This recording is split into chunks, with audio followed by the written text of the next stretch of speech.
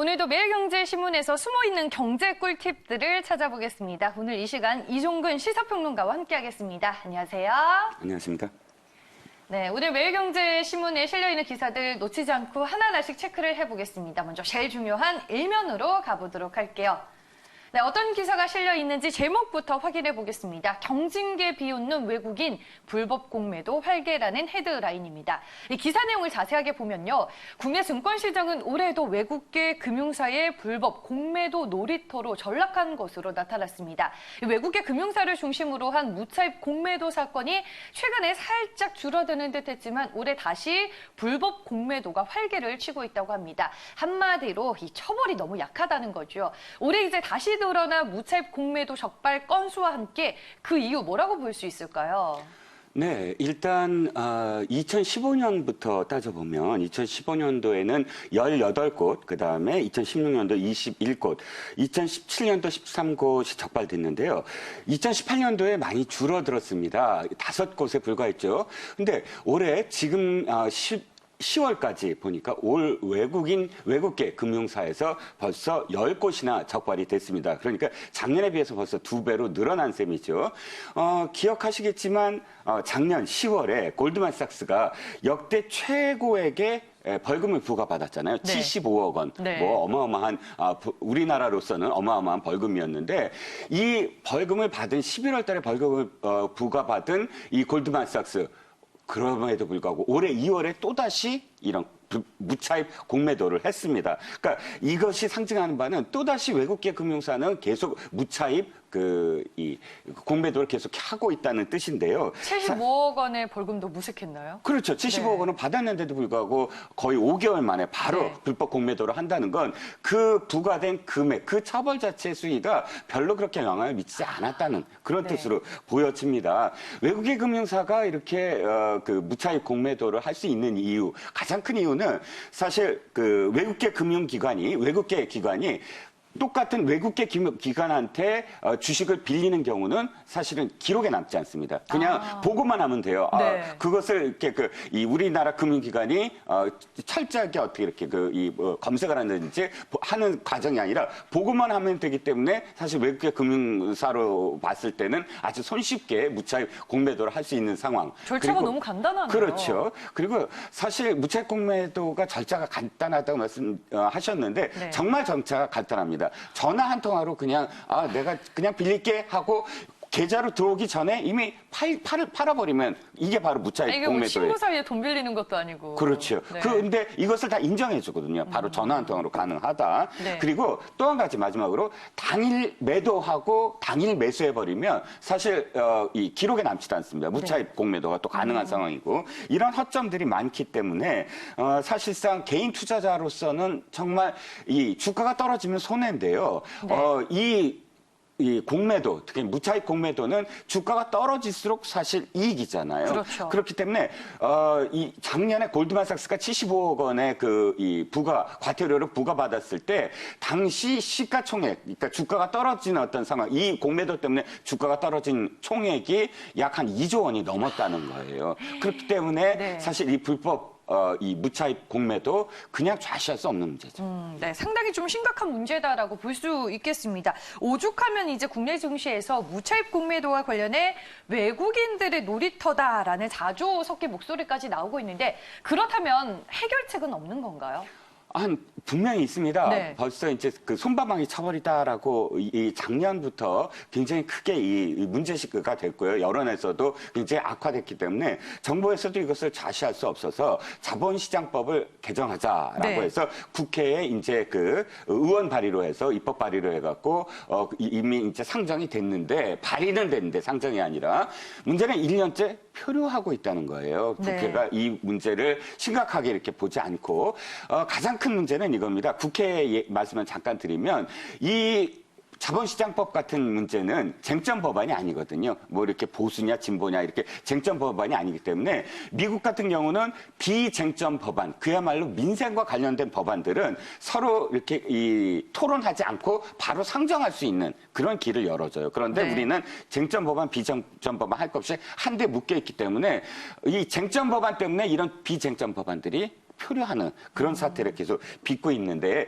외국 같은 경우 이 불법 이 공매도를 어떻게 처벌하느냐? 미국 같은 경우는 거의 뭐 어마어마합니다. 58억 원의 벌금. 그다음에 프랑스 같은 경우는 부당 이득에 대해서 10배.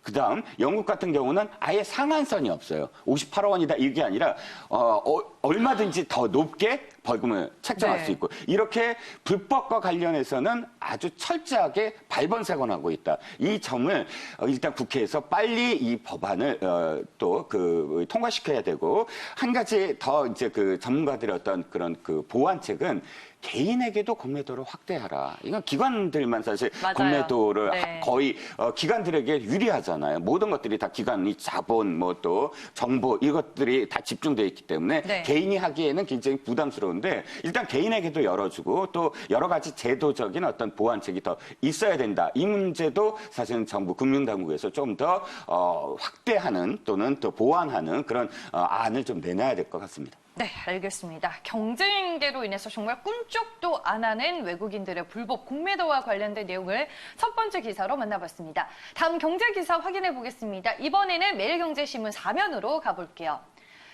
네, 삼성 개발자 컨퍼런스 내용이 실려 있습니다. 기사 내용 보기 전에 먼저 제목부터 확인을 해볼게요. 삼성 폴더블 혁명, 위아래로 접고 돌돌 말고 슬라이딩까지입니다. 기사 내용 보도록 할게요. 삼성 개발자 컨퍼런스 2019에서 삼성전자는 위아래로 접히는 새로운 스마트폰 형태를 공개했습니다. 이 삼성전자가 폴더블 폰 시장에서 그야말로 혁명을 이끌어 나가고 있습니다. 이번에 갤럭시 폴드가 이 세로로 접히는 모델이었다면 이 가로로 접히는, 이 세로로 접히는 모델이었다면 이제 위아래로 접히게끔 하는, 즉 가로로 접힐 수 있는 폴더블 디스플레이가 앞으로는 나올 예정입니다. 삼성전자가 스마트폰 시장에서 혁신을 이어가고 있다는 게 여실히 느껴지는데 삼성전자가 이번에 이 가로로 접히는 새로운 폴더블 폰을 선보였다라는데 어떤 형태의 모델인가요? 네. 오늘 제가 소개해드릴 그런 네. 기사 중에 가장 사실은 마음이 좀 뛰는 그런 부분인데 네. 제가 늘 주장하지만 신상품이라든지 네. 신기술은 시장에 직접적으로 영향을 미치거든요. 네. 자, 말씀하셨던 부분 지금까지 폴더블 폰 삼성이 선보였던 것은 세로로 접히는 그런 형태였습니다. 네. 근데 세로로 접힌다는 건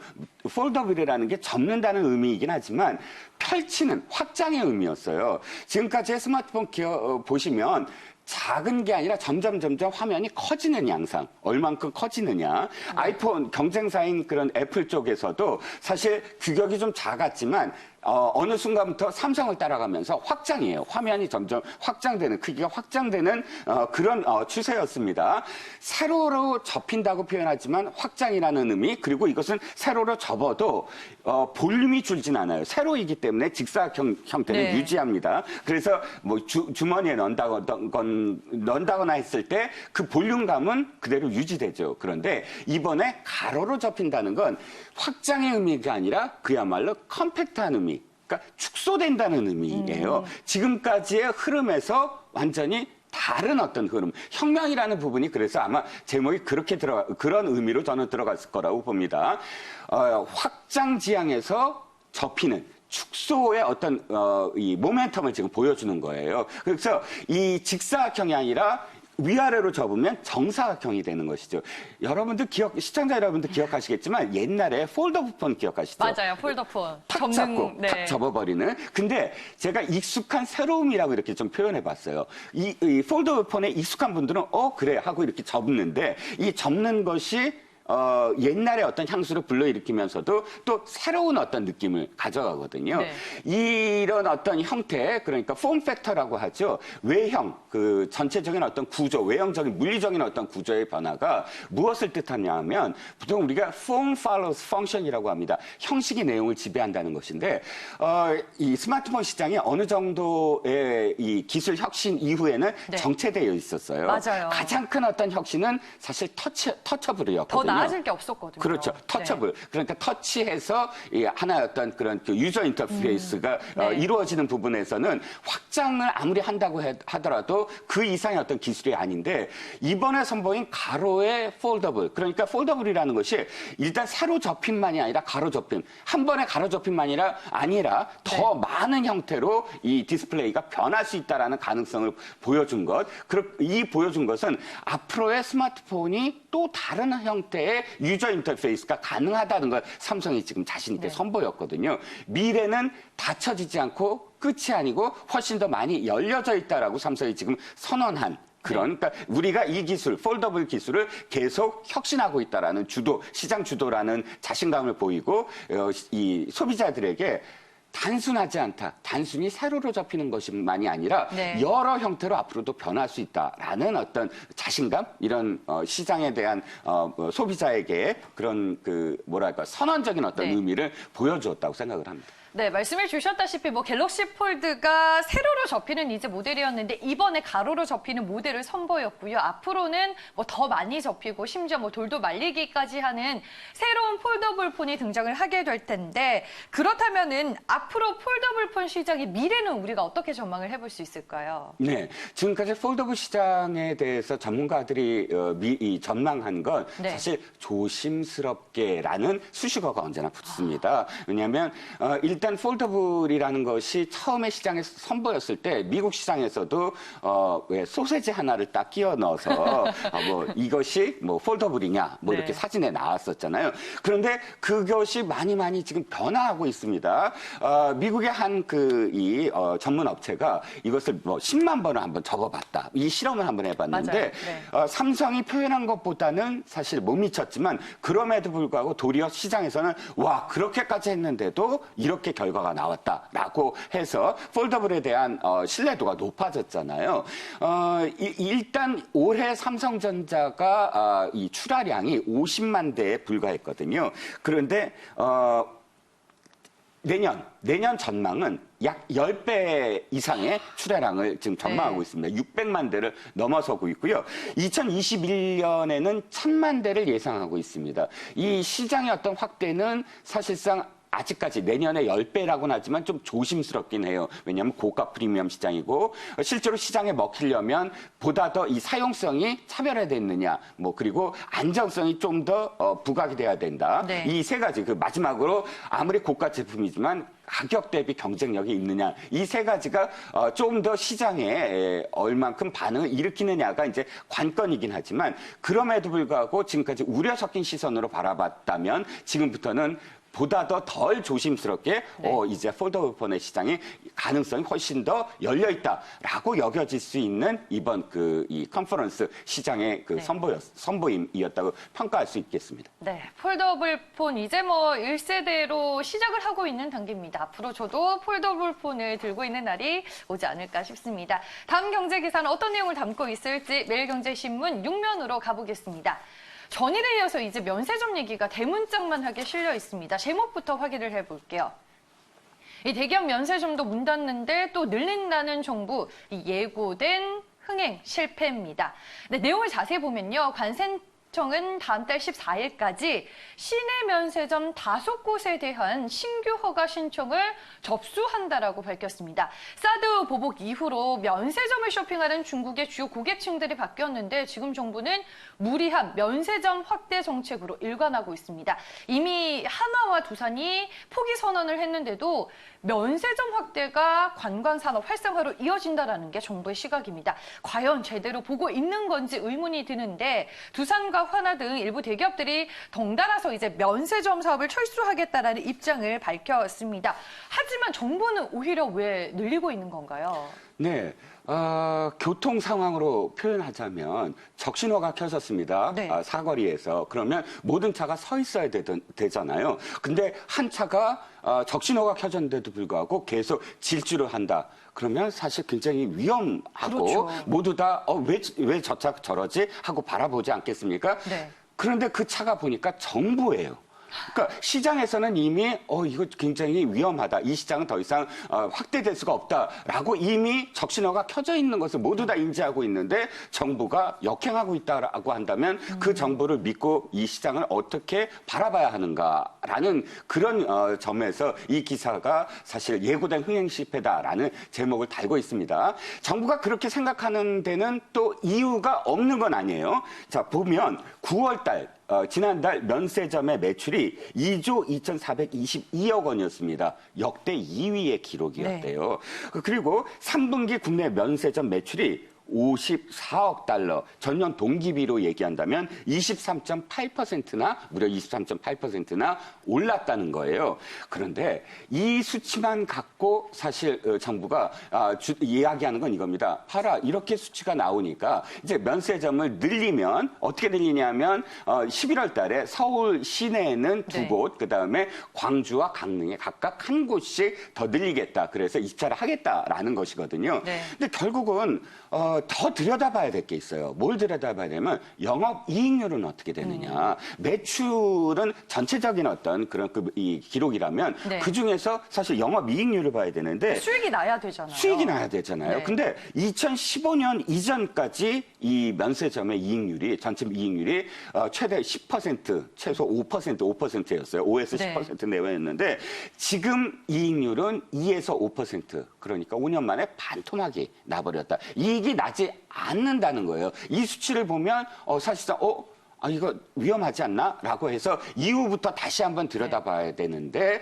이미 지난달에 아까 5월 달에 입법 예고를 했어요. 이것은 확대하겠다. 네. 그래서 계속 드라이브를 걸고 있어서 정말 걱정이 큽니다. 그러니까 일부 롯데나 신세계 이렇게 상위권을 유지하고 있는 기업들은 지금 참여를 안 하겠다라는 입장이에요. 그렇죠. 네. 지금 빅3 지금 말씀하셨듯이 롯데, 신세계, 신라 이 빅3가 전체 시장의 80%를 주도하고 있거든요. 네. 당연히 새로운 어떤 시장이 열리면 아마도 이 지금 과점 형태를 유지하기 위해서라도 입찰을 하는 게 정상입니다. 그런데 입찰을 안 하겠다라는 건 그만큼 이 시장이 지금 미래가 불투명하다라는 걸 반증하고 있다는 것이죠. 네, 알겠습니다. 예전에 이제 면세점 사업하면 이제 황금알을 낳는 거위로 여겨졌는데 지금은 속빈 강정이라는 평가를 받고 있습니다. 시장 안에서도 최근 면세점 관련주들을 바라보는 시각이 낮아지고 있습니다. 말씀해 주셨다시피 출혈 경쟁으로 인해서 우려감이 더 큰 상황입니다. 전체적으로 호텔 신라를 바라보는 증권사들의 목표치도 하향 조정이 되고 있고요. 전일 이제 하지만 아모레퍼시픽이 호실적으로 주가가 급등하면서 중국 소비 관련주들의 전체적인 분위기는 좋았습니다. 신세계와 호텔신라가 2에서 4%대 상승하는 흐름이 연출이 됐고요. 신세계 인터내셔널도 3% 넘는 오름세를 보여줬습니다. 일단은 지금 면세점 시장의 전체적인 상황을 우리가 어떤 시각으로 봐야 될까요? 자, 이 패러다임이 바뀌지 않으면 지금 면세점은 확장될 수가 없고 영업이익률은 계속 떨어질 겁니다. 어떤 패러다임이냐면 그 이전에 2015년도에 영업이익률이 10%를 넘었을 때는 그 관광객이 유커라고 해서 단체 관광객들이었습니다. 네. 그래서 단체 관광객들이 자신들의 기호에 맞는 그런 상품들을 우리나라 면세점에서 살 수가 있었어요. 그러니까 이 단체 관광객들은 어쨌든 이 대형 매장에 가서는 해외 명품을 사고 중소 매장에 가서는 또 그 특화된 우리나라 상품들을 살 수가 있었거든요. 그런데 지금 사드 보복 조치 이후에 단체 관광객들이 아직도 그렇게 증가가 요원하게 되면서 이미 그 중국 관광객의 대다수를 차지하는 것은 이 보따리상이라고 보통 표현하는 보따리상이 네. 됐습니다. 근데 이 보따리상들의 어떤 그 면세점 이용은 완전히 달라요. 유커들과 그 전까지가 B2C 시장이었다면 B2B 시장이 되었다는 것이죠. 즉 여러 가지로 상품들을 기호에 따라 사는 것이 아니라 중국에 다시 내놔서 팔릴 상품들만 집중한다. 그것이 무엇이겠습니까? 이미 세계적으로 검증된 명품들. 그러니까 아까 네. 제가 롯데, 신라, 그다음에 이 신세계 이 3사가 왜 그러니까 집중됐다고 말씀드렸지만 왜 집중될 수밖에 없냐면 3사가 차지하고 있는 입지적인 조건이 시내 중심가였다는 것. 그리고 두 번째는 해외 명품 브랜드 위주라는 것. 그러니까 중소 중견 기업들은 사실 해외 명품을 경쟁적으로 이 빅3와 경쟁하기에는 사실 네. 좀 달리는 부분이 맞아요. 있거든요. 그렇기 때문에 지금 이 보따리상들이 주로 선호하는 그런 해외 명품들을 입점할 수 있는 빅3사로 모일 수밖에 없다는 거예요. 그렇기 때문에 이 전체적인 어떤 흐름이 바뀌지 않는 한 지금의 이 중국 관광객의 그런 어떤 면세점 이 소비가 늘어날 수는 없다는 점이죠. 그래서 결국은 추가로 허가를 내주면 또다시 더 출혈 경쟁이 일어날 수밖에 없고요. 출혈 경쟁이라 하면 송객 수수료라고 해서 빅3가 또다시 집중되는 이유 또 한 가지가 뭐냐면 서로 이 보따리 상들을 유치하기 위해서 리베이트 경쟁이 지금 일어나고 있어서 얼만큼 더 많이 리베이트를 주느냐에 따라서 매출은 늘어나는데 영업이익은 그만큼 또 줄어드는 그런 기현상이 계속 있을 수밖에 없다라고 하겠습니다. 네, 오늘 이제 얘기를 들어보니까 뭐 중소, 중견 면세 사업자들이 또 쉽게 자리를 잡을 수 없는 구조인 것 같습니다. 과연 누구를 위한 정책일까라는 생각이 듭니다. 이번에는 국제면으로 가보겠습니다. 매일경제신문 14면에 있는 기사 살펴볼게요. 네, 헤드라인입니다. 영국 12월 12일 조기 총선, 이 존슨 브렉시트 승부수 뛰었다입니다. 네, 기사 내용을 자세하게 볼게요. 브렉시트 혼란을 끝내기 위해 영국 하원이 오는 12월 12일 조기 총선을 실시하는 법안을 통과시켰다라는 내용입니다. 존슨 총리의 조기 총선 승부수가 결국에는 네 번째 도전만에 성사가 됐다라고 볼 수 있겠습니다. 어떤 상황인가요, 지금? 네.